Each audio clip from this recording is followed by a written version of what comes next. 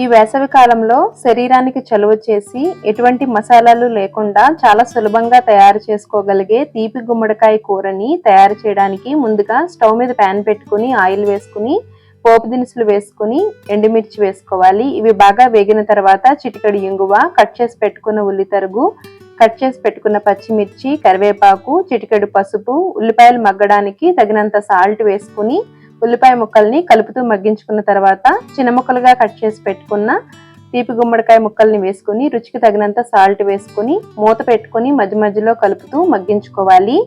ఈ తీపి గుమ్మడికాయలో విటమిన్ ఏ అధికంగా ఉంటుందండి, కంటి చూపుని మెరుగుపరుస్తుంది.